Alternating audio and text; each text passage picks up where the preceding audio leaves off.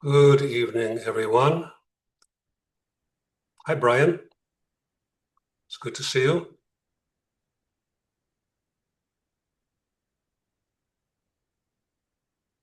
Hi, Ellen. Hi, Robin. Hello there. How's everybody doing? Good. Glad to hear it. How are you, Ellen? I'm good. Thank you. You've been busy this week with Nakamendo? Yeah, we're having a great time together. Good. Hello. Hello. Hello. Hello. I hear the grays, but Trying to get my. Yeah, I can't find you. I found you. Thank you. Hi, I don't Lori. know, My Vincent. I don't know where I am. Hi, Kevin. Hello. Hi. No, it's being recorded. Glad. Find the button so we can see your shining countenance. Well, Karen is here. Hi, Karen. Hi. Oh, it's great I to see wish you. I could. It's been a long time. It Chat. has been, yes. I'm glad to be here. Good. Hi, Amy and Glenn. Hello, We're here. I'm back. We're here. React to Glad. Did you figure it out? participant? Of course not. Participant. I'm just seeing what. No. Oh, is that it? No. Oh, there it is. Yeah. Jason. Here we are. Glad. Yay. Mission accomplished. It's always. Hi, Glad. And I also see Norm's right elbow. Yes. I would It's his recognize- left. I would recognize that anywhere. Yeah, She hogs the screen. I do not. Yeah, come on There's down. Lori. All right, children, leave it for after the class, please. Hey, Carol. Good evening. Hey, good evening. All right, so where were we? The chair. I don't know. Chair's over there. Brian said he has no volume. Is it fixed? I guess not. He's not responding. They're eating a burger here. You must be on mute, or something. Not mute. Let's see. Ben's here. Can you hear us? I can hear you. Who is this? Burton T. Wittenberg. Burton T. Wittenberg. Yes. Can we see your know why, smiling but I face or can't no? I haven't the slightest idea how to do it. That, All Was right. that- No. Do you happen to have a grandchild close by? No. no, And don't. she moved, but she went back to Israel.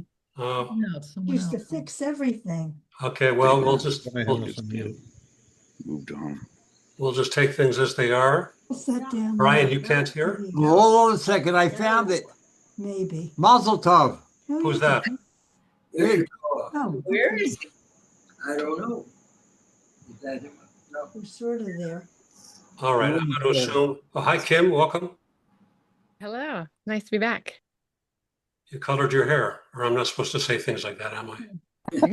Fine. Fighter from Costa Rica. Oh, nice. Costa Rican color. All right. So would anybody like to begin with any residuals from last week or prior weeks, or concepts that require clarification, or things that are completely unrelated? Anything at all. Anything goes here. Okay. Anyone? I am happy to be here. Thank you. Happy that you're here as well. I can't see you, but I sure know that voice. It's Kevin Hudson. Yes. Yeah, I've got my camera on. you do? Then why don't I see you? Oh, okay. I don't know. See his name. Yeah, your name shows up real big. I think down here. Okay, I have a message from Try, Rick. I try have pulling no the top volume. of your screen towards you. Because all we see is, Well, there's two Brians. All right. I thought it So was that. does anybody want to begin? Well, he's there. Otherwise, you're going to have to listen to me. Good, good deal. Well, help me warm up. I mean, throw a question or throw something controversial out. I love controversy. No?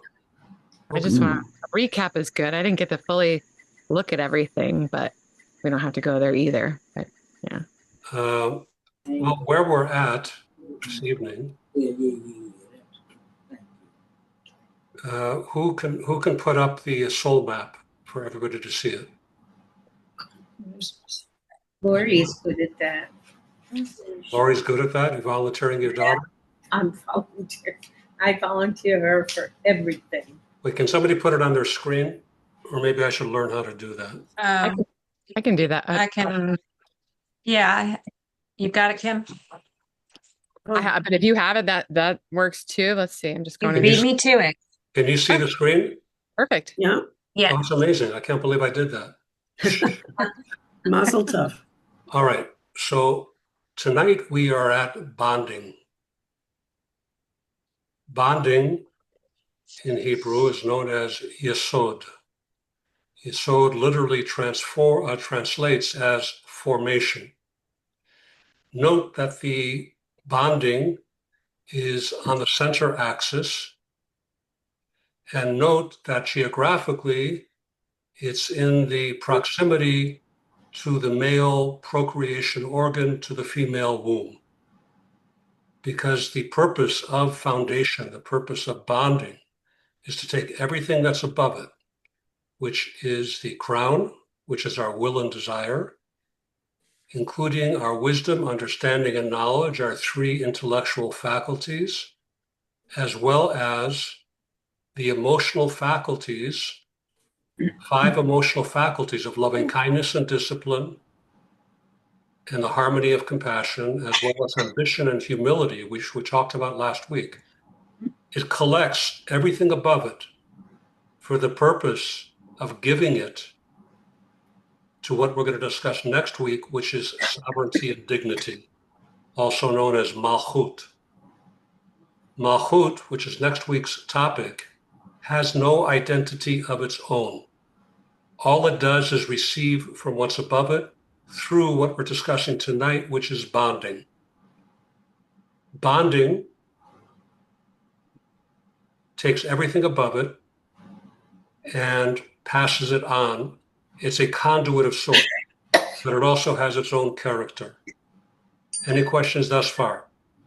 What's that Malchut has to do with kingdom? Malchut, which is next week, does deal with kingship. It deals with dignity. And the reason why it has to do with kingship is because a king, a sovereign, is supposed to reflect the will of his people. He's supposed to be a conduit between what's above the king, which is God, and his people. And that's why we call the last midah, the last soul power, why we call it sovereignty. You should also know that sovereignty, the bottom one, is also a conduit, and it passes everything above it down to the next world below it. And the next world below it is a mirror of this world in terms of the components, but it's slightly coarser. When we start with a world way above, when we start with the first world, and I'm speaking in abstract terms, so don't worry if you're going, not a big deal, just go with me. When we begin with the first world, what do I mean by the first world? I'm referring to when God decided that he was going to create a creation. How did he go from infinite to finite? He did that through contraction. He contracted himself and created a world known as Olam, this is blanked out, Olam Atzilut, which means the world of formation.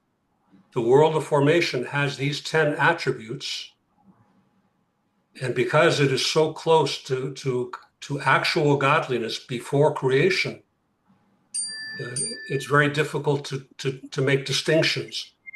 So God created a further contraction in that world, passed everything in here down through the bottom, sovereignty, dignity, to the next world.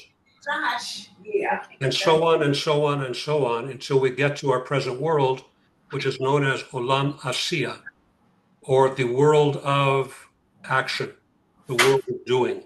And that's the world that you and I occupy. Because So more this than is- any, sorry, go ahead. Is this in every human? All these parts, for chesed and so just what we're seeing on the picture, all that, every human has this ability to touch into these different middos. Every human being, or I should say, everyone who is created in God's image, and God says that all of humanity was created in God's image. So all of humanity has this same blueprint as we're reviewing. Now, when it comes to being able to access it, that's the tricky part. And that's the purpose of this course, is to just get a taste of it. Ultimately, the ability to affect these intellectual and emotional and behavioral soul powers comes down to something that's actually outside of the soul, because it's very hard to do the work inside the schematic for us Neanderthals, or I'll speak for myself. It's not easy to do the work in here. It's not easy to rectify whatever schmutz, whatever dirtiness or taint that one has in his attribute of loving kindness. It's hard to access this point. But outside of the soul, we all have three powers, which are very much accessible to each and every one of us, no matter who we are. In order of difficulty, starting with least difficult to most difficult, least difficult is action, meaning we all can affect our own actions. We can control our actions. Above action is speech, a little more difficult to control our speech. And finally, above speech is our thoughts. We have the ability to control our thoughts. Again, not easy. I'm not saying it's easy, but these three attributes are all within our power. And by using those attributes, we can affect everything in here. But to try to do it directly, as they say, don't try this at home, folks. It's not so easy. All right. Any questions before we jump into tonight's topic? I do. Yes. Go for it. Who? I'll ask mine real quick. I wasn't sure who else had said that. Jonathan, why I never noticed this knowledge has a dotted circle around it where all the others are solid. Is there a reason? Because knowledge is specifically, knowledge harmonizes wisdom and understanding. So it's something that's fluid. Okay. So it kind of melds it together? Exactly. It harmonizes, it beautifies it.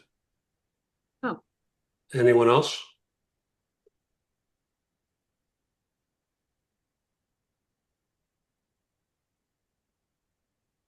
All right, now let's see if I'm capable of stopping sharing. Whoa, look at that. I'm so proud of you. Thank you very much. Oh, and look who showed up when Walter's here. Hi, Walter. Hello. It's nice to be here. Thank you. All right, so as I mentioned, Yesod translates into bonding or foundation. It's all about connecting with that which is outside of ourselves. So we say that Yesod, or foundation or bonding, is more than the ability to simply interact with another. It's the ability to really deeply connect, to bond with another. I'm sure all of us have the experience of having had a conversation with somebody, talking for hours, and then walking away without any sort of real connection. Conversely, sometimes you meet somebody with just a glance of an eye, just one sentence, one something, deep, deep, deep, is exchanged between you, and you never forget that encounter. So what we're looking for is the latter. What we're looking for is the deep connection in all of our relationships. So Yesod, the soul power of connection, of bonding, of foundation, is not just about interaction, it's about connection. And that's why it's called foundation. A foundation is where a structure bonds with the outside ground. You dig a foundation, and that's what we're doing with Yesod. It's not a casual interaction.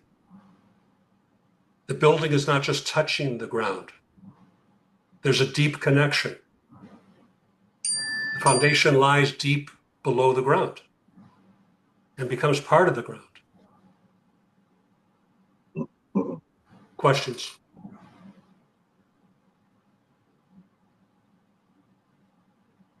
Think about a person whom you've been deeply connected with.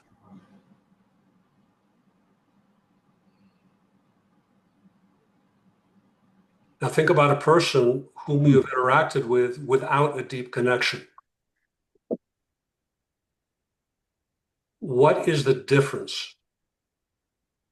How would you describe the difference in how you felt, how you acted in each situation? Oh, the level of caring, of commitment. When you bond with another person, what comes with that is caring and commitment, is what you're saying. With the deeper person, yeah, and the casual acquaintance, it's nice, but How are you affected by that? not as affected, that's for sure. No, how are you affected when you experience that deep connection with another? What happens to you? I feel part of it, and Ah, I always want to fix it. But I've learned I can't fix it, but I can be there. would you say that you feel more open as an individual with somebody that you're connected to? Of course. Trust and security. Yeah, exactly. Because you're sharing what lies beneath for you. What lies beneath the surface of your character, you're sharing with another. In order to do that, you have to feel confident that that other person is going to accept you as you are. So we can say that Yesod, foundation, bonding, is the power to connect your entire self, your wants, your desires, your thoughts, your feelings with somebody else. And this is the measure of a true bond.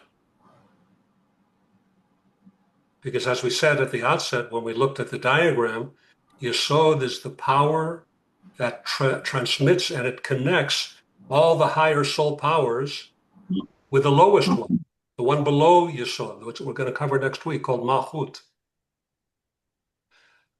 So what we're talking about tonight is not a surface connection. It's about taking all that lies deeply inside and connecting that with the receiver. Could you say that again? What we're trying to accomplish is not simply a surface connection with somebody. Rather, it's taking all that lies deeply inside of yourself and connecting that with the receiver, with the person that you want to connect with.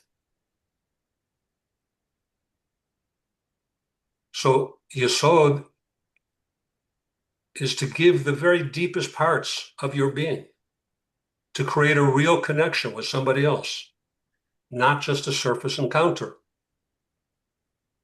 And it's about the desire to have the other person connect with you, wanting them to receive what you're giving of yourself.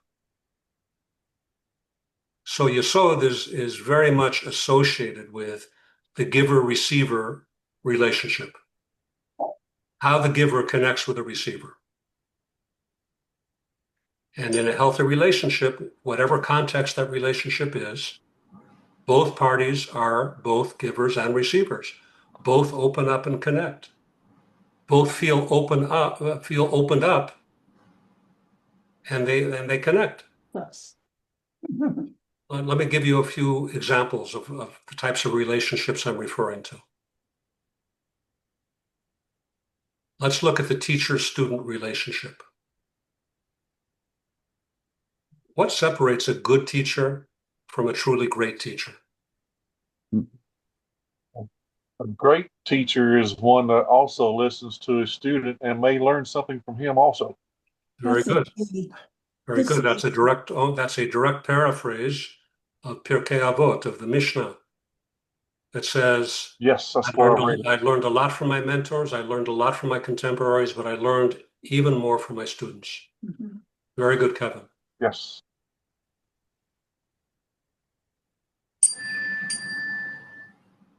So a great teacher doesn't just present information, doesn't just impart knowledge. A great teacher connects with his students. A great teacher cares about his students. And therefore, he doesn't just impart surface information. Rather, he gives from his kishkas, he gives from his guts, from the very, very depth of his being. And the student himself realizes that he's not just receiving knowledge, but he's actually receiving a literal part of the teacher. He's sensing that the teacher really cares. And therefore, he connects with the lesson also. If we look at text 1, on page 176, we'll hear from the Baal HaTanya, the Alter Rebbe, Rebbe Shneur Zalman of Liadi, who wrote in the Tanya in the 1790s, the aspect of Yesod. Yesod is the soul power we're speaking about, a foundation of bonding. The aspect of Yesod is, by way of example, the bond by which the father binds his intellect to the intellect of his son while teaching him with love and willingness, for he wishes his son to understand. Without this bond of love, even if the son heard the very same words from the mouth of his father, he would not understand them as well as now when his father ties his intellect to him and speaks with him face to face with love and desire. And the greater the desire and delight of the father, the greater is the influence and the study, because then the son is able to absorb more and the father influences more. So does this explain why the bond element is so important? What's wrong with just teaching the information? It doesn't mention that the father learns anything from the son. True. What does that suggest to you, Karen? It's not a back and forth situation. So we have a pure, we have a relationship. Purely teaching. Right. So we have a giver and a taker. We have a mashpia and a mekubal, a giver and a receiver. The teacher's job is not just to give, but he has to, just like when God created the universe, the teacher has to take his own brilliant mind. You may have Einstein teaching a third grader. Well, we know that Einstein is brilliant, but was he brilliant enough to take his knowledge, to condense it in such a way that he could actually give it to a third grader without diluting his theory of relativity? I don't know. But in any event, the teacher that we're referring to is the father. To the father, what's important is not that his son understand this idea, rather that his son be impacted by this idea, that it change his life. That's the desire of the teacher. That's the desire of the father, that it changes his life, that it molds his character. So it's not as much about the information as it is about the impact. It's about the father's deep connection with his son and his desire that his son be impacted. And this plays out all the time in the teacher-student relationship, in the raising of children. How do we educate our children? How do we offer guidance and instruction? It can't be just about the lesson in the moment. There has to be something more at stake here. How do we have an impact? So it's certainly not just about transmitting information. It's about molding the person's character. For example,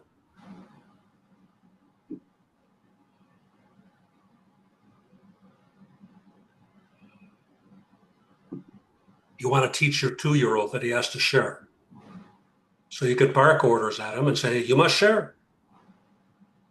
Or if you really care about your little 2-year-old, which obviously you do, you'll figure out how to educate him. You'll find a way to transmit the idea in a way that connects with a 2-year-old.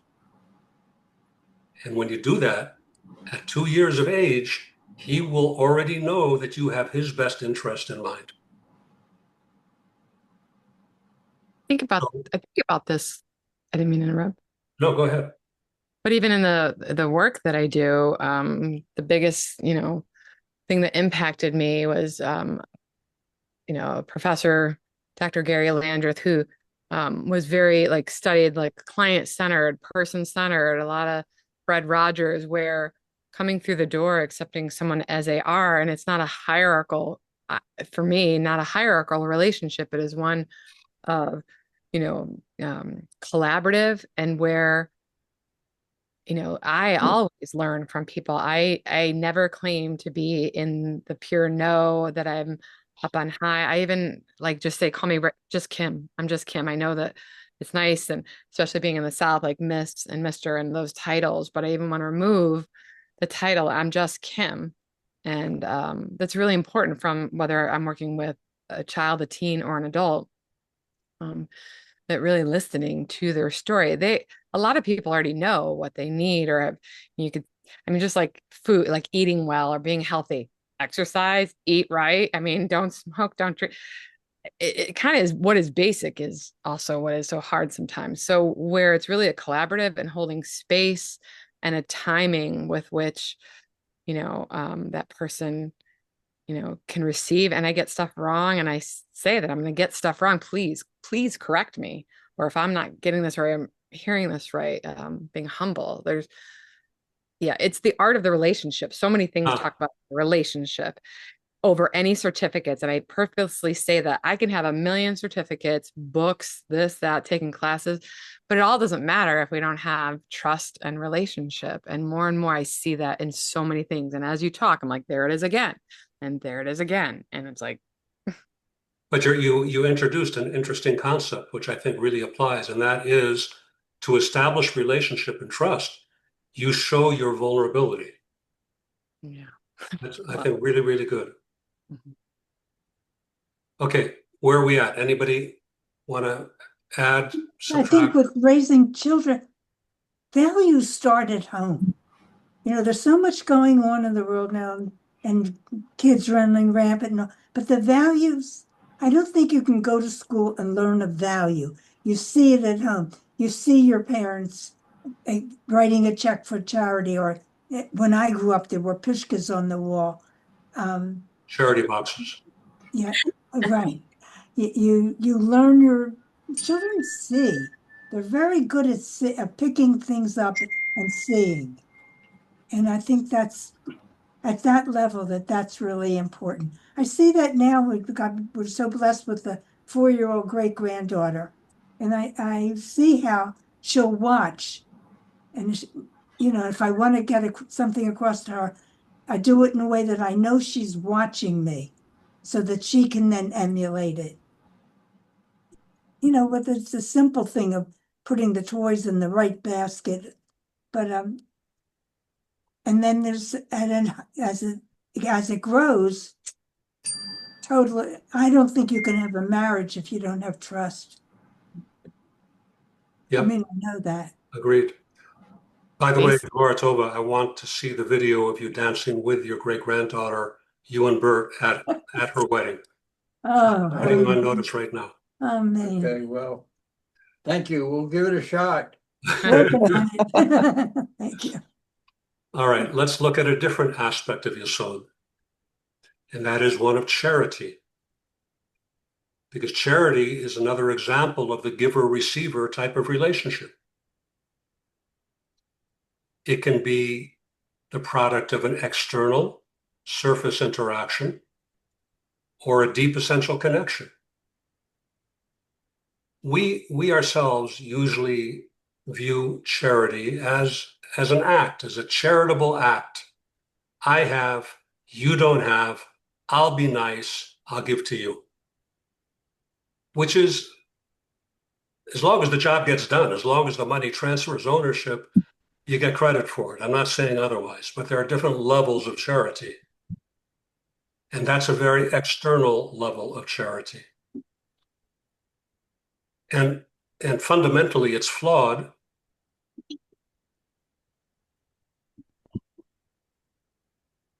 Let me withdraw that comment to make it again later. The Torah says that there's a deep connection between a giver and a receiver. In Hebrew, the word for charity is Tzedakah. tzedakah. Tzedakah comes from the infinitive tzedek. Tzadik. Tzedek means what is right, what is just. So with that definition in mind, giving tzedakah, giving what's just, is not just a noble thing. It's doing what's right. It's performing justice. And the Torah explains that we are given money.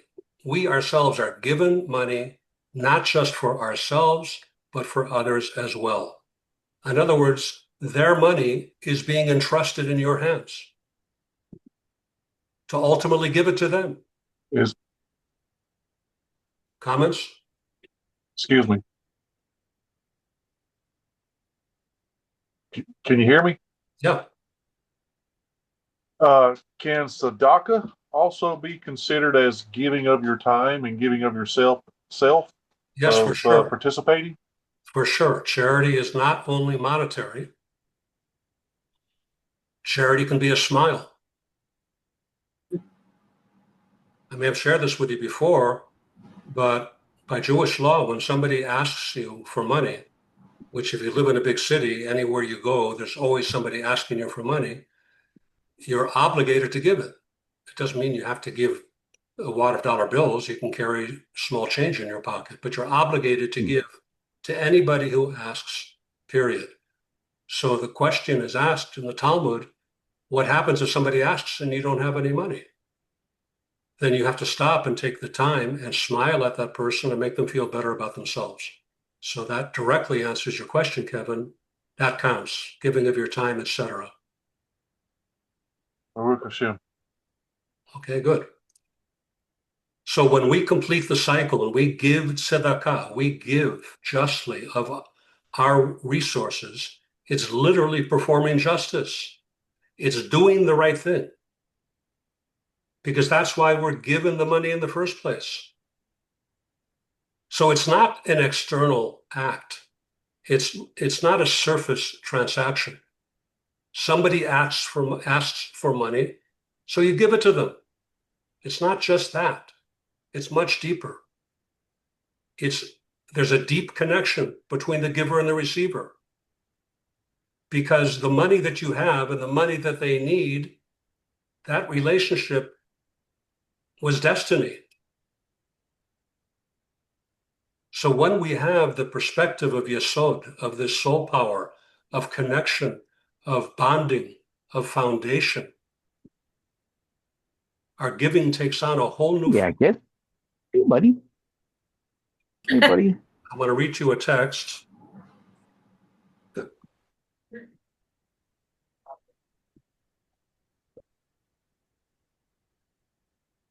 From Maimonides. Maimonides was probably the greatest codifier of Jewish law. He lived in the 1100s, in the 1200s in Spain.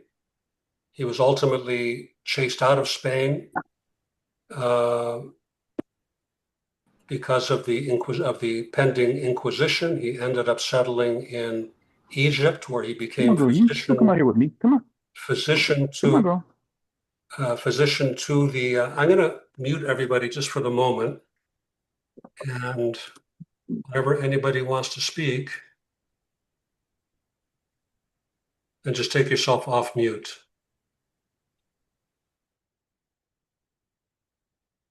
Okay. Here's Maimonides, based on the Torah, describing what is charity. There are 8 degrees of charity, one higher than the other. The highest degree, exceeded by none, is that of a person who assists a poor Jew. He was writing obviously for a Jewish audience, by providing him with a gift or a loan, or by accepting him into a business partnership, or to helping him find employment. In a word, by putting him where he can dispense with other people's aid. I think the axiom from the New Testament, Walter, correct me if I'm wrong, something about give a fish. Yeah? Fish, I can't quote it verbatim. You got to take yourself off mute. Walter, take yourself off mute. Teach them how to fish. Yeah, it's something about teach them how to fish. Walter, Yes. take yourself off mute, Walter. You can't take yourself off mute? I can't hear you, Walter. Okay. Do we all know what I'm talking about? If Yeah. you give a man a fish, you fed him for a day. If you teach a man to fish, you have fed him for his life. Yeah. Right. And if you give him a credit card, he can go and have a nice fish dinner. That helps too. Okay. A step below this stands the one who gives alms to the needy in such a manner that the giver knows not to whom he gives, and the recipient knows not from whom it is he takes. This is an example of performing an act for its own sake. Thus was done in the temple's chamber of secrecy. There the righteous would place their gift clandestinely, and where poor people of high lineage would also come in secret and help themselves to the aid. By the way, when a Jewish community establishes itself in a place, one of the first things that gets established is a tzedakah fund, is a charity fund. And the way the charity fund is established is, well, I'll give you a real example. We established one here in where I live in Sandy Springs. And we have the high holidays coming soon, which is an expensive time of year. And we have 24 families that are in need of extra help because it's an expensive time of year where there's an actual obligation to buy your children new clothes and to prepare nice meals for all of the holidays. There's lots of holidays coming. So we have 24 such people. So our goal is to raise $40,000 for those people. And thankfully, the money's coming in. The people that are giving have no idea who the people are that are receiving, and the people that are receiving have no concept of who's giving. So that's the second form that Maimonides is talking about. One step lower is that in which the giver knows to whom he gives, but the poor person knows not from whom he receives. Examples of this were the great sages who would go forth and throw coins covertly into poor people's doorways. A step lower is that in which a poor person knows from whom he is taking, but the giver knows not to whom he is giving. Examples of this were the great sages who would tie coins to their scarves, which they would fling over their shoulders so that the poor might help themselves without suffering shame. The next degree lower is that of him who, with his own hand, bestows a gift upon the poor person when he asks. And the next degree lower is that of him who gives only after the poor person asks. The next degree lower is that of him who gives less than is fitting, but gives with a gracious attitude. The next degree lower is that of him who gives grudgingly. As we look at this hierarchy of giving, we see that the higher levels of giving are more dignified, allowing one a means to support himself, or giving discreetly, and giving before being asked, etc. When we feel a deep connection with the recipient, our giving will be more dignified. We'll take their dignity into account. Parenthetically, I used to live in Los Angeles, and I was part of a very, very big synagogue.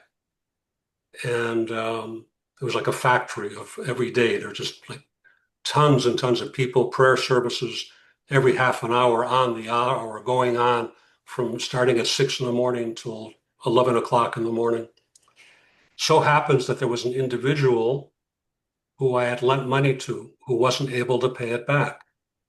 And I told him, no problem, because you're not, another law says you're not allowed to even ask somebody to return a loan if you know that they're not capable of doing it. So I maintained a gracious attitude towards this guy, but then I got a visit from the rabbi of the synagogue, and he said, Yonatan, you're making so-and-so feel very uncomfortable because he has to see you and be reminded of the fact that he owes you the money. Do you mind praying at a different time slot rather than the one that you normally pray at? So it was on me to make him feel comfortable. It wasn't on him. The rabbi didn't say to him, well, then go pray when he's not there. I was the one who had to be inconvenienced. So that's the degree to which we take these things seriously. To feel a deep connection, to make sure that we preserve dignity.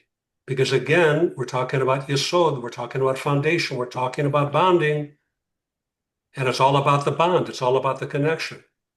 And this is the vital role that yesod plays in charity. It's not just about giving the money, it's about how you're giving the money. Does it come from a place of connection, or does it come from a place of separateness? And this doesn't apply only to money, but to all the resources that you've been given, whether it's your intelligence, your talents, whatever. Anything that you have that you think is yours is meant to share with somebody else. So the next time that somebody asks you for help, how are you going to react? If you activate your yesod, soul power, you're going to react differently. There's a law in the Torah that says that if the weight of the burden of a donkey, if the donkey, I'm trying to remember how it's phrased, if the donkey falls as the result of the burden of its load, if the donkey of your enemy falls beneath the weight of its load, you are obligated to run, not walk, and help him unload the animal in order to get it back up and repack the animal. All right. Any questions thus far? No? Yes. Kevin?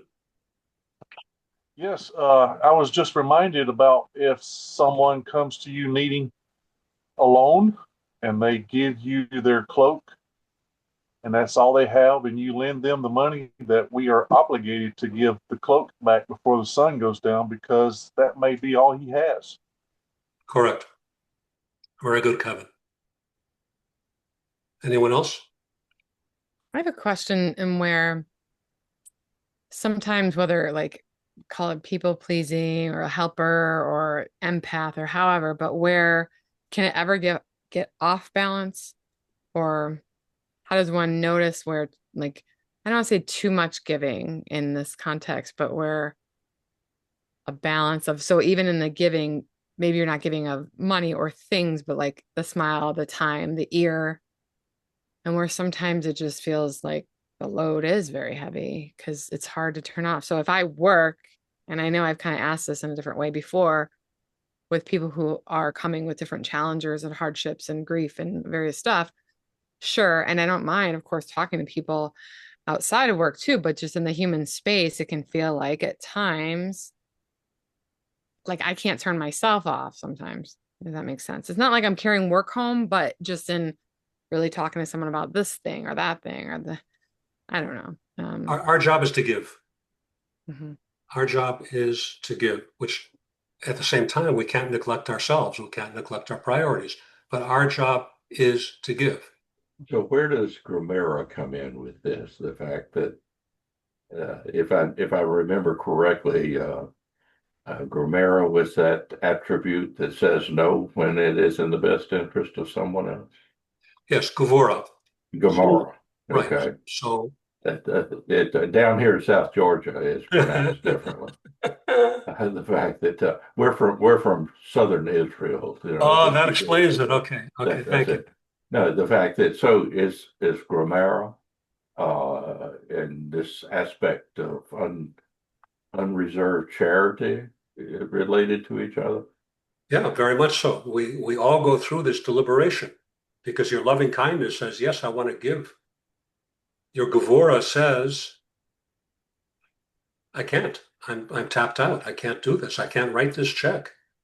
I just had a full day of counseling people. I can't take this phone call from my friend right now. I just don't have anything left. Well, you see Then the comes, fact that when Kim asked the question and then made the statement about her personal experience and the load and burden of other people that you can't seem to dismiss off of your shoulders, that we all, I think, can directly relate to that.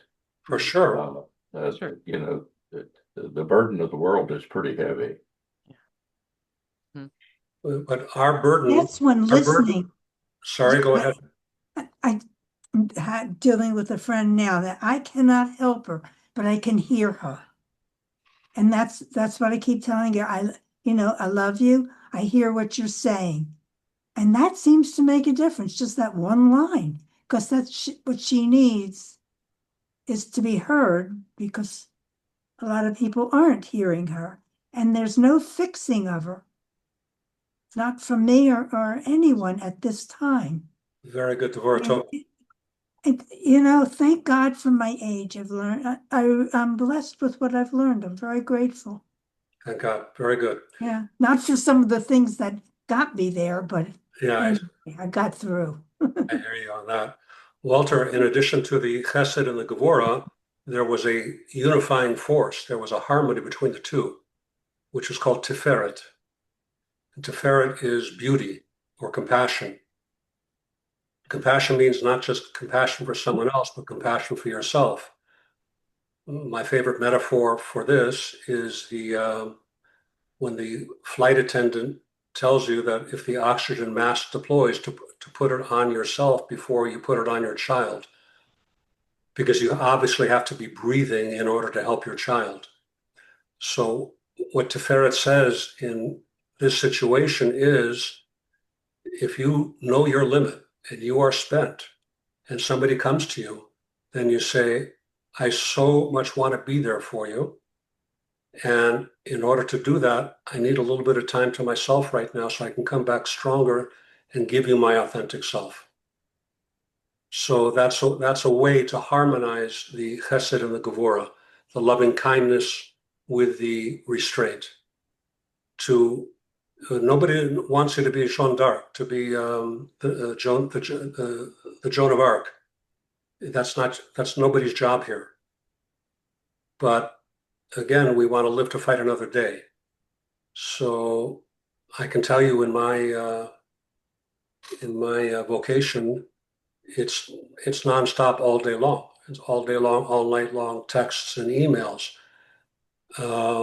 And not only is there the burnout factor, but there's am I really showing up for this person, or am I just doing the rabbi thing, cutting and pasting, the canned response? Because what are the issues I get? I get so-and-so just died, so-and-so is sick, so-and-so lost his job, so-and-so's kid is on drugs. So you get these things all day long, every day. It's not so easy to stay fresh. With me, we had an anti-Semitic situation this week. Yeah. What was that last week? Sure. When you helped me with that one. That one. Yeah, that was wild. That was tough. Yeah. May I? Who was that? Hello, this is Yeah. Kevin. Kevin. During your speaking, before you started speaking, I had a big question. Are there boundaries that you have to set, and how do you apply that properly without hurting anyone? Repeat the question. The first part was garbled. Oh, okay. Are there boundaries to be set?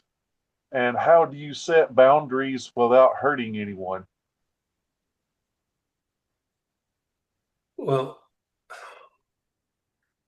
this whole course is about boundaries. This whole course is being appropriate, of using your Okay, I'm intellect and your emotions to do what's appropriate. Now, Okay. some of us, most of us, pathologically,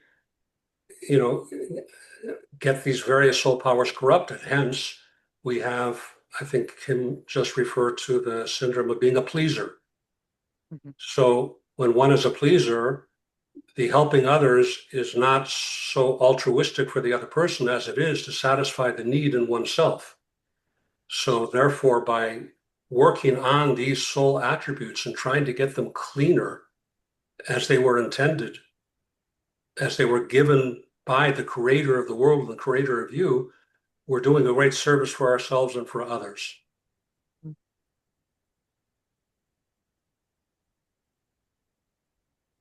Thank you. Okay. Let us move on to another application of Yesod, and that's marriage.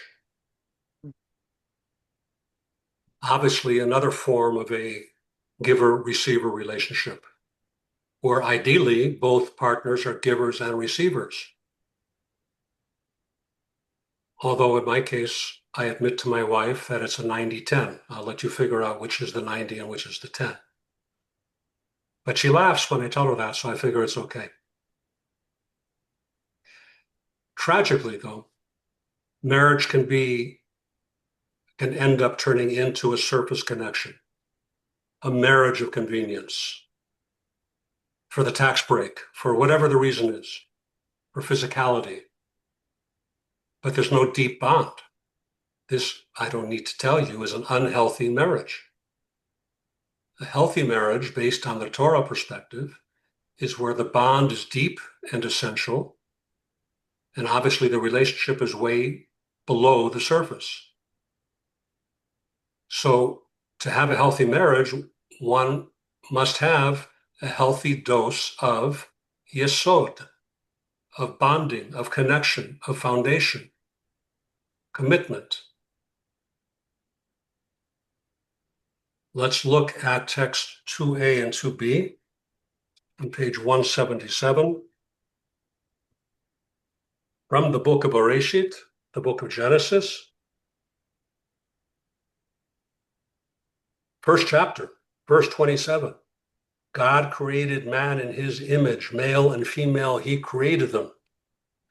The commentary on that sentence, on that verse, from the Midrash Bereshit Rabbah, is as follows. Rabbi Yirmiyahu ben Elazar said, when God created the first man, he created him as male and female.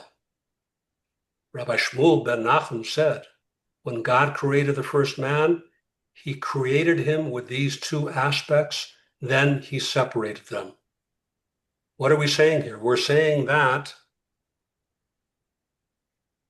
man and woman were created together back to back and then separated for the purpose of coming back together again. Yesod. So the same is true for all souls. The Kabbalah, which is the reservoir of knowledge that we're drawing this class from, maintains that every soul begins with male and female properties. Then those two parts of the soul are separated and enter two distinct individuals. And ultimately, they're supposed to find each other and reunite. That's where the term soulmate comes from. if we look at text 5 from the Talmud, Rav Yehuda said in the name of Rav, 40 days before conception, a heavenly voice declares, the daughter of this man will be with that man. You hear that? 40 days before conception. The soul in heaven already has gotten assigned. This is not gender reassignment. This is gender assignment. Maybe I shouldn't have said that. So the question is, why are male and female initially united and then separated? If the purpose is unity, let them stay together. Let them stay united. If the purpose is to be separate and find each other, why do they have to start out together? Let them be distinct.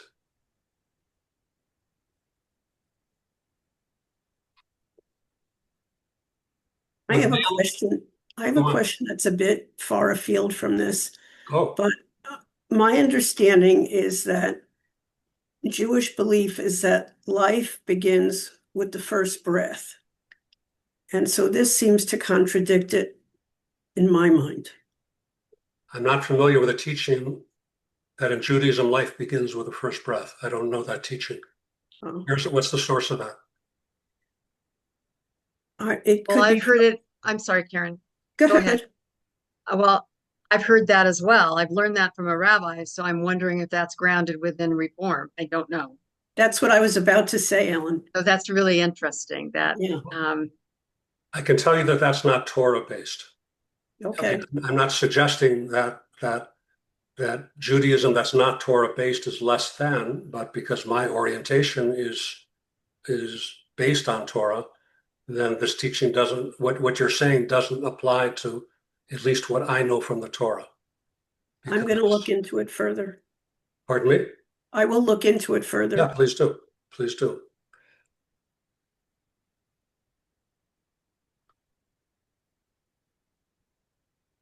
So I don't remember if I read this or not, but when the male and the female were initially fused together, Kabbalah tells us that they were fused together back to back. They experienced a very superficial connection. They were back to back. So they were separated so that they could discover a deep connection and a bond. That's why they were separated. So there's an initial connection, albeit a superficial one. Then there's a separation in order to realize a deep, deep Yesod-like bond, a deep, deep connection, a deep, deep commitment. So the initial surface connection gives us a starting point, a commonality which we can develop and nurture and deepen. The ultimate purpose is a deep relationship.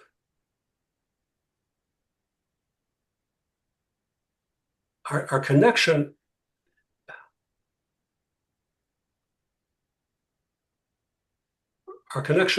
can develop from the outside in. Oftentimes, that's the way our relationships begin. We notice the external looks of another person, and then marriage comes along, and it's about developing the yesod, developing the deep connection. So we go from out to in. And this relates, obviously, directly to how you find a mate in life. How to find somebody who you're going to be deeply connected with. To do that, one has to first know who one's self is. Let's look at text 6 from Rabbi Simon Jacobson. He says, for a marriage to be successful, we must first recognize who we are, that we are a soul within a body. When you are at peace with yourself, when your body and soul are attuned to each other and fulfilling your life's mission, you are then in a stronger position to find your proper soulmate. When you don't yet know who you are, How can you possibly know what sort of person will be best for you to marry? The soul, feeling incomplete, demands that we go out and search for its other half. We may be confused and distracted by our physical and emotional attraction to the opposite sex, but this attraction should not be the sole focus of our search.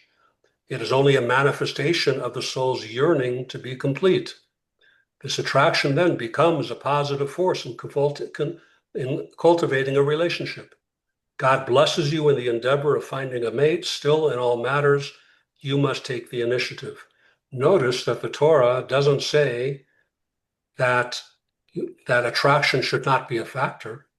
It says it shouldn't be the only factor. As a matter of fact, we're told in the Code of Jewish Law that one is not allowed to marry a spouse that they are not attracted to. So bottom line is, what's being said here, you need to know who you are, what your core values and beliefs are, in order to stand the highest probability of ending up with the right spouse. Rabbi. Yeah. So first of all, the back-to-back, that's interesting because that comes up later when Chava isn't she supposed to come up against Adam in some way? But I'm also think it's family. If there are good marriages in the family, you know what you're looking for, and the family's important. So the two families need to be somewhere on the same wavelength, the male and for the man and the woman. Well, this is not Tales of Ozzie and Harriet for most of us. No. Most of us come from really dysfunctional families. I won't say most of us, but a good percentage of us. You know, I asked a therapist one time about that, if there were any functional families. And she said, let's just say some families function better than others. Okay. So there was a level of functionality from Bert's side and mine, because maybe there were times when it looked there like each of us had 3 siblings. Things weren't always Ozzie and Harriet, but there was a reason for working things out because of what we saw from those in front of us, parents, aunts, and uncles, and that's just how it was. What can I say, Demar Tova? I'm very happy for you and for Bert. Thank you. Listen to what the Rebbe says related to this. The problem is when you take off your glasses and you go look for them, you can't find them because your glasses are on. Listen to what the Lubavitcher Rebbe says here. He says, as for the attitude of Judaism to womanhood, it has also been pointed out frequently that those who think that the Torah places the woman in a role inferior to that of the man labor under a misconception, for their belief has no basis in truth. Man and woman are, by way of analogy, like the head and the heart in the physical body. Both are equally vital, though each has entirely different functions, and only the normal functioning of both together ensures a healthy body. The same is true of the role of the man and woman in Jewish life, and indeed in any healthy human society. It follows that the heart need not feel inferior to the brain, although in certain aspects it depends on the brain, just as the brain need not feel inferior to the heart, because in certain respects it depends on the heart. Similarly, in Jewish life, there are duties and functions that God has allotted to the woman and duties and functions that he has allotted to the man. I read that to you out of context because I realized I skipped a portion of my notes. But what we're moving towards is the notion that marriage, if marriage doesn't have a deep bond, it's dangerous.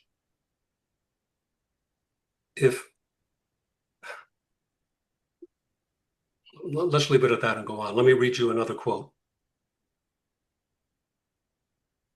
from the Talmud. Rabbi Akiva taught, Ish and Isha. Those are names for man and woman, Ish and Isha. If they merit, God's presence dwells between them. But if they do not merit, fire consumes them. That's kind of scary. Is If it man and woman merit, God's presence dwells between them. If not, fire consumes them.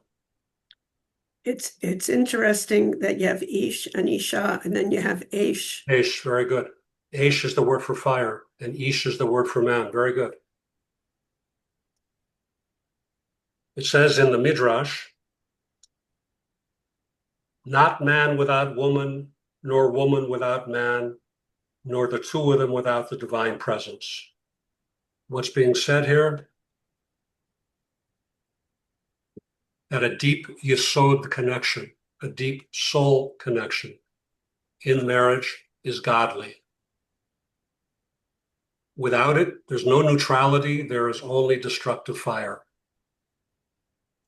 So therefore, the Torah maintains that our marital relations, our physical relationships must fit into this paradigm, must fit into the Yesod paradigm that we're talking about as a means to achieve a much deeper connection between both parties. Not something frivolous, not something external, or just purely biological. Can you explain? If you're married on this call and you're a woman, you don't need to listen to this. You can if you want to for extra credit. If you're a man, you better listen if you're married. This is from Rabbi Yitzchak Ginsburg. When a man sees his wife opposing him, he should suspect that he is to blame. He is the one who is not worthy. Perhaps he has projected an image of disinterest and non-involvement.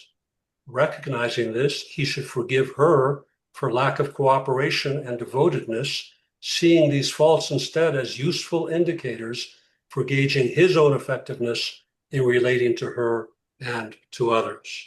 I did not know my wife was Jewish. She reminds me of that every day. You know, the only reaction I have all of this is the fact that look at me at my age, and now you're telling me all of these things. Oh, well, you did a good job faking it until now, Walter. Where were you when I was 16 years old? You know? Ignorance is bliss, Walter. Pardon me? Ignorance is bliss. He managed. The fact that ignorance is bliss, marriage, not so much at times, you know. But no, I understand that you're right. The fact that both my wife and I are equal, as long as she's the boss, then we're in good shape. Is she in the room right now? Are you kidding? Absolutely not. I knew the answer to my question, but I just wanted to see how you were going to answer. That was rhetorical, wasn't it? I'm sure. I'm a coward. I wouldn't have my wife hear me say that. Bottom line is, intimacy is about giving. It's about being connected. That is Yesod. Rabbi Steinsaltz says in text 14, page 185, in the right context, and when engaged with conscious purpose, sex is seen as a positive commandment, a force of connection. Because in contrast to food and money, sexual pleasure is not connected with ownership. It is a pleasure derived from giving and being connected with another, both in the body and beyond the physical plane. It can become a most meaningful expression of love, of charity, of benevolence. Sexual desire, possibly the most powerful human desire, can become an expression of holiness.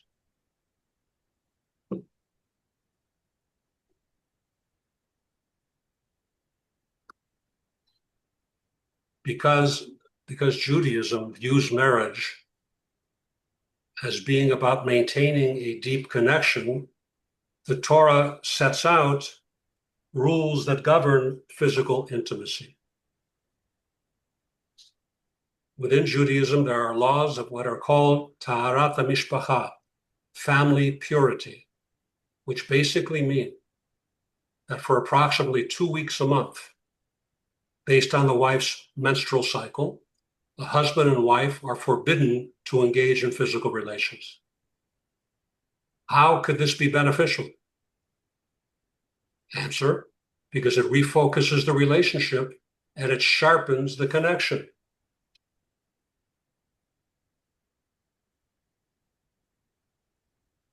Do I want to read this? I do want to read this.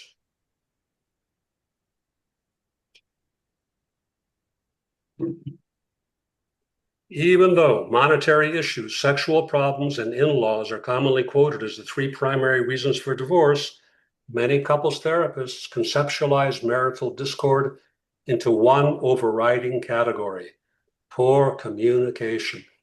Unless a couple develops goals that transcend their material and the physical, and unless the couple can actively communicate their feelings, their relationship is unlikely to remain gratifying. The 12 to 14-day period of physical restraint that family purity requires provides a monthly framework, excuse me, within which a couple can air out their differences and create meaningful goals that transcend the mundane and the sensual. The process by which a couple adjusts to an identical commitment to these laws has at least two effects. First, it brings about a true union and parity between husband and wife. It helps prevent men from viewing their wives as objects and to serve them sexually or domestically. Secondly, they bring God into the relationship in the most intimate way possible by realizing that whatever feelings they have towards each other, they are both limited by the constraints of Jewish law. When God oversees and is a partner in their relationship, a husband and wife cannot relate to each other in terms of what's best for me. The relationship becomes one of what's best for us in God's eyes. Learning the self-restraint to be absolutely congruent in this area sets the stage for resolving differences and for mutual respect in all areas of life. So it's the absence of the physicality for those 2 weeks that really balances the relationship. And it's not just sexual union, it's any kind of physical touch between the spouses. They're not allowed to touch each other. If you say, pass the salt, your spouse has to take the salt, put it on the table, and you pick it up. That's how the minutia that this goes into it. So bottom line is that a healthy marriage, at least from a Jewish perspective, I think from all perspectives, is the epitome of yesod, of connection, of commitment, a relationship that is not casual, not superficial, not external, something that's deep, something that's essential and meaningful. And this requires work. And it also requires marriage counseling a lot of the time. And it requires God's blessing. So those are all the things that we need. So in this coming week, until we meet again,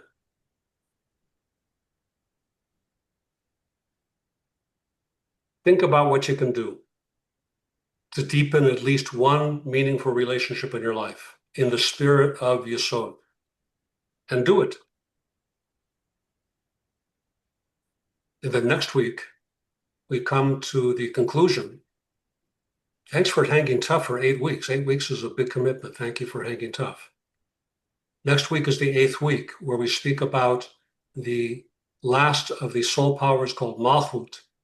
And we go back to the axiom that we brought up from the Talmud in the first lesson, which is that the end is rooted in the beginning, and the beginning is rooted in the end. So next week, we're going to talk about the power of our words and actions, the power of the 10th and the final sphera, the soul power, which is Malchut, which we're going to translate as nothingness. And at the same time, while nothing, it also opens up the world of action. So that is the program for next week. We're finishing about 15 minutes early, but I've got all the time in the world. So it's open mic night. Robin. Is there a rumor that you're familiar with that when a couple does follow Nida, that there's more of a chance of having a male offspring because of the biology and the weighting and the XX and the XY? That's common in Jewish fiction books, but I didn't know if you've heard of that and if there's any truth to it, but that would make me feel like the Orthodox would have more male offspring than female. Have you heard of that concept? I've not heard of that concept as related to the laws of family purity, the related to the 2 weeks of Purity, Nida. yes, of abstinence. Yes. But it so happens that those 2 weeks is counted from the sign of first discharge of a woman. So if you think about, so here's how it works technically. Generally, and I'm sorry to be graphic, but you asked a question, so I'm going to answer it. There are usually 5 days of some type of discharge, usually with blood. At the conclusion of the 5th day, in most situations, that's the end of that discharge. The woman checks herself. When she thinks that she no longer is having discharge, she checks herself with a white cloth to make sure there's no discharge. If she is, she brings that cloth to a rabbinic authority. I know about that. A lot of people would A lot of have people are issues turned with- off by a lot of things. No, I know about that, but I'm not sure the audience does. Well, they don't, but my job is to give information. And Okay. people can do whatever they want with the information, but I don't hold anything back. Jewish, Christian, observant, not observant. Gotcha. I want to give the information to people. So after these 5 days, there's a 7-day waiting period to make sure that there's no other type of discoloration or discharge. So at the conclusion of 12 days, in the best case scenario, that's when the couple can re-engage in intimacy. That 12 days coincides with when the egg is most fertile. So, and there's been 12 days of abstinence. So there's the highest probability of conception at that point. So to answer your question, the abstinence for 12 days creates the highest likelihood of conception at the end of 12 days, but it doesn't in terms of identifying the sex of the child. There is a Talmud that says that the sex of the child, if the woman seeds first, there's likely to be a boy. If the male seeds first, there's likely to be a girl. That's as much as I know about that subject.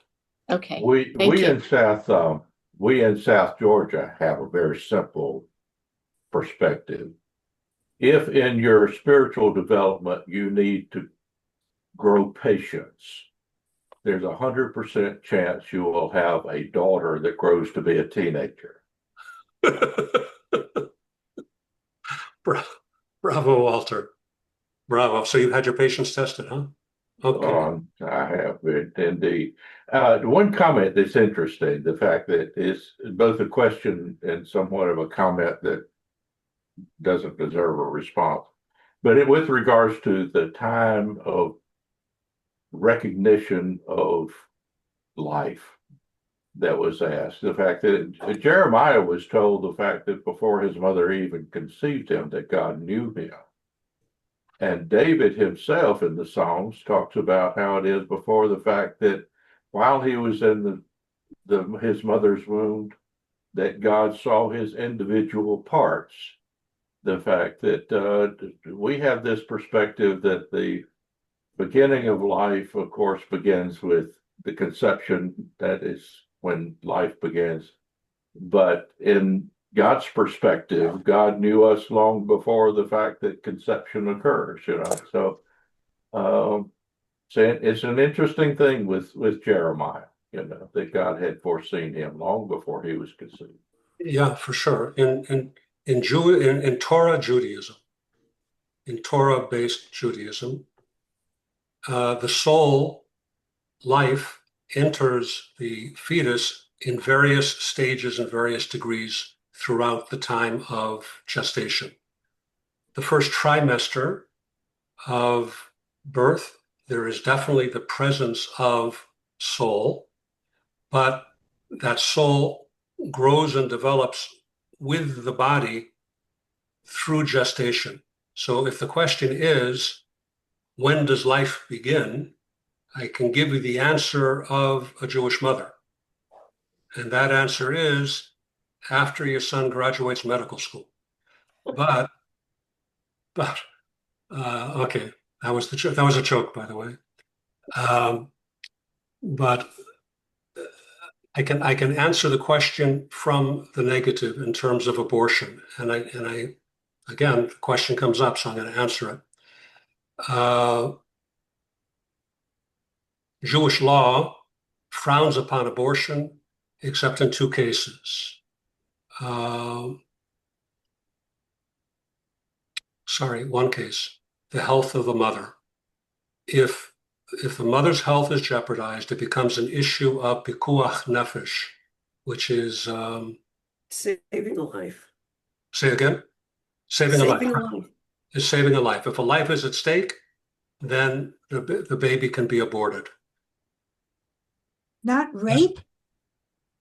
Not rape according to Jewish law at the time. At the time. I'm talking about from Torah law. Torah law developed over time, and rabbis today will grant, Orthodox rabbis with long beards today will grant abortions in cases of rape or incest. So the takeaway from this is that abortion is not an alternative form of birth control in Judaism. That's the best I can say. And I can also say that in a serious way, different aspects of the soul start to become vivified and apparent in a child before birth in a somewhat minute way at the point of conception, which is basically the point of conception is potential. It isn't more than potential at that point. And then as an example, I can't speak for Christianity, but in Judaism, the aspect of the soul associated with physicality comes into the child at birth. The godly aspect to the Jewish soul generally doesn't enter into the child until the girl is 12 years old or the boy is 13 years old, bat mitzvah age or bar mitzvah age. And that's when they become responsible for their actions. So that's the best I can do with the question. And again, people believe how people believe. And within Judaism, because we're Jews, of course, many of us don't agree. There's so many different ways to look at it. And I'm not here, first of all, I do not look down on other ways that Jews practice Judaism. I don't believe in labels, by the way. We say that labels are for suits, not for Jews. But I can tell you that we as Jews, we're controversial people. We have different perspectives. As a rabbi, I speak at a lot of Christian groups, and I'm fascinated by Presbyterians. It's like I never hear anybody arguing. It's like everybody agrees. And I'm going, wow, we could really learn from the Presbyterians. This is amazing. That's boring. I don't know. I wouldn't mind boring every now and then. Robin. I have a quick question. If there's an Torah observant couple, and the woman takes her temperature and finds out that she's only fertile on day 10, can they ask their rabbi for a special dispensation for permission? Yeah, for sure. Okay. Thank you. Yeah, by the way, there are rabbis that specialize in different things. Except for me, I don't specialize in anything because I'm seriously, when it comes to all the technical aspects of Judaism, I don't know enough. I just don't. I would never offer an opinion.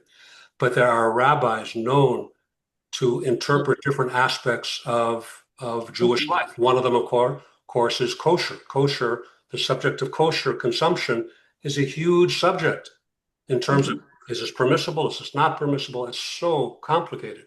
But even more complicated than that, the rabbis with the biggest brains, seriously, are the ones that decide when a couple can reunite after their separation from intimacy. Okay. And it requires a huge responsibility because that rabbi's job is to find every loophole possible in the law to get the couple together. To So- procreate if that's what they want. Gotcha. No, but exactly. To have harmony between husband and wife. So anyway, the rabbis that specialize in that subject, oh my God, I never saw brains like this. Brilliant. Okay. Genius guys. Thank you. Rabbi, And invite women the too. Presbyterians There are on women Monday. today. 1 second, Tamara. There's women, what we call morateno, women. They're not exactly rabbis, but they are Teachers. totally well versed in these subjects, and they also Mhm. are authorized to Good. render opinions. Is there a name for them?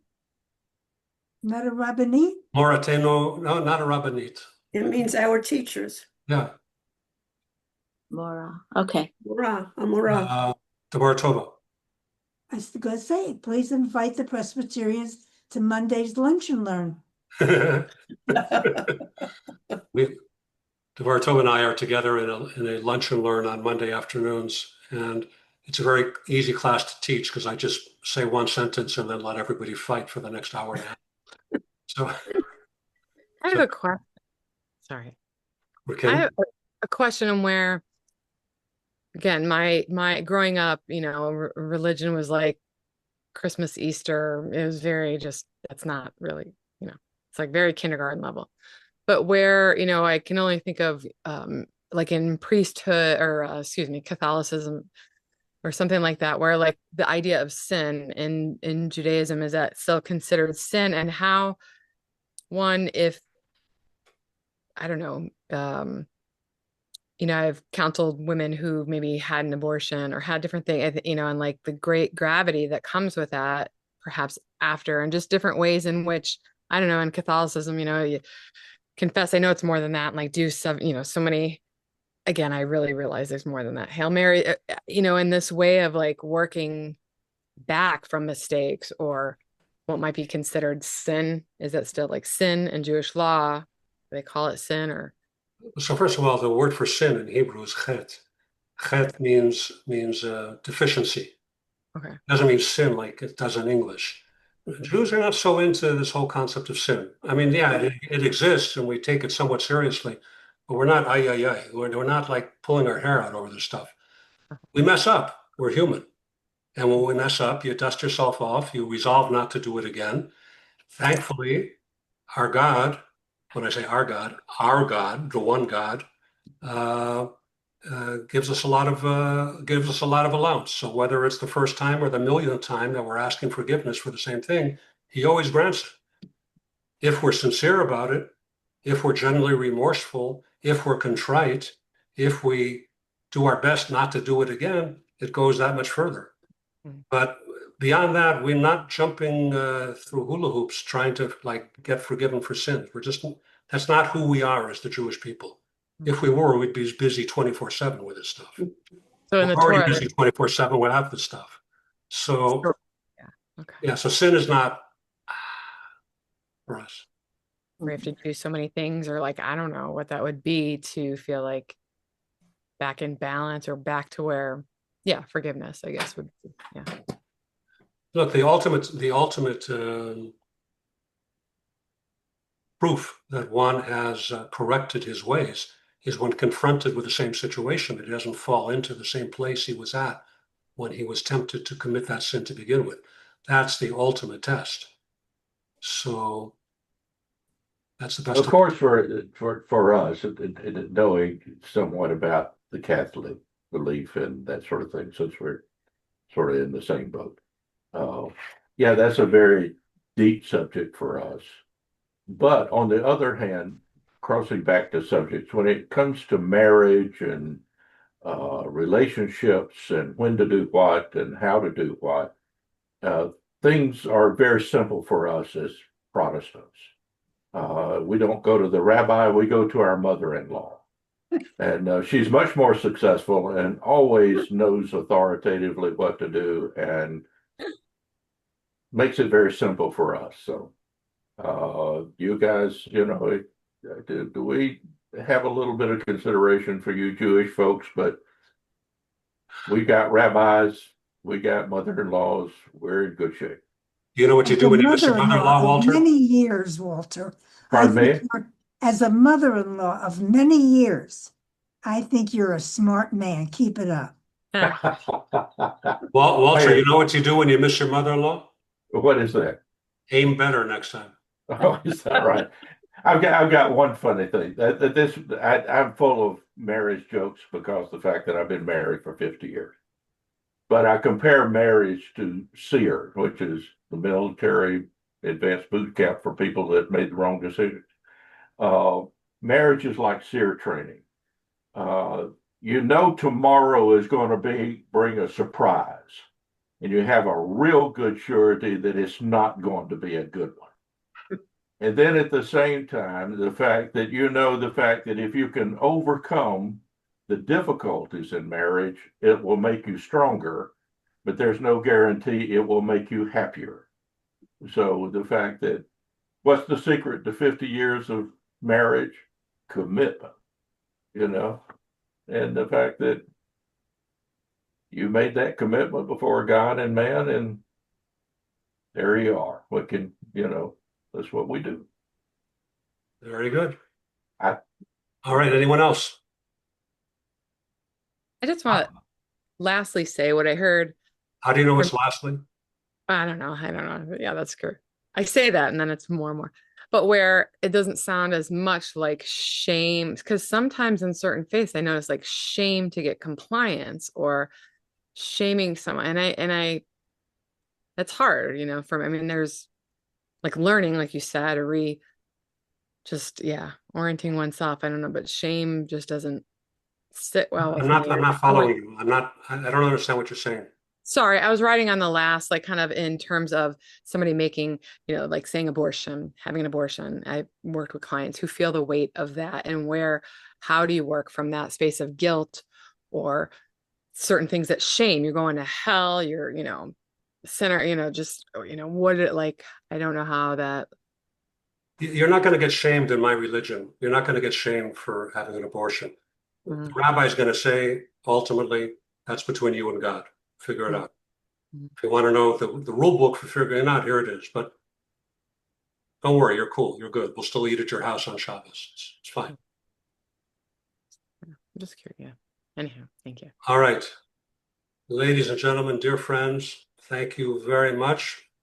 And I look forward to seeing you next Wednesday night at 7:30, same bat time, same bat channel. See you, everybody. Thank you. Thank you. Thank you. Good night. Thank you. Thank you.